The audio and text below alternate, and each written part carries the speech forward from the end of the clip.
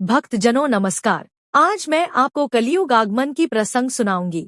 महाभारत युद्ध के बाद जब धर्मराज युधिष्ठिर ने राज्य त्याग दिया तो अर्जुन के पौत्र राजा परीक्षित हस्तिनापुर के राजा बने। वे बहुत धर्मपरायण और न्यायप्रिय शासक थे। उनके शासन में धर्म की रक्षा हो रही थी और अधर्म को स्थान ही नहीं मिलता था। कलियुग चारों ओर भटक रहा था, लेकिन राजा परीक्षित के राज्य में उसे कहीं ठिकाना नहीं मिल रहा था।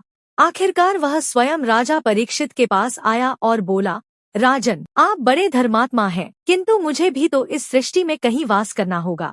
कृपा करके मुझे भी कोई स्थान दीजिए। राजा परीक्षित ने कहा, जहाँ जहाँ अधर्म फैलता है वहीं तुझे रहने की अनुमति है।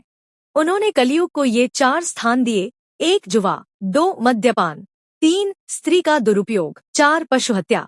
परंतु कलियुग ने पुनः निवेदन किया, महाराज, मुझे और भी स्थान चाहिए।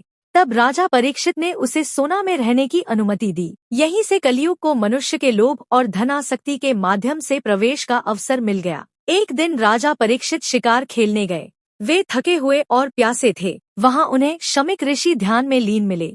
राजा ने उनसे पानी मांगा, परंतु ऋषि मौनव्रत में थे, इसलिए उन्होंने कोई उत्तर नहीं दिया। कलियुग पहले ही राजा परीक्षित के मन में प्रवेश कर चुका था। क्रोधित होकर राजा ने मृत सांप उठाकर ऋषि के गले में डाल दिया। ऋषि के पुत्र श्रृंगी ने जब यह देखा तो क्रोधित होकर राजा परीक्षित को श्राप दे दिया, आज से 7वें दिन तक्षक नाग के डसने से तुम्हारी मृत्यु होगी।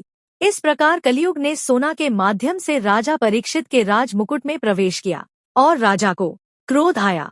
यही कारण बना कि वे क्षणिक क्रोध में आकर ऋषि का अपमान कर बैठे और अंततः उन्हें मृत्यु का श्राप मिला।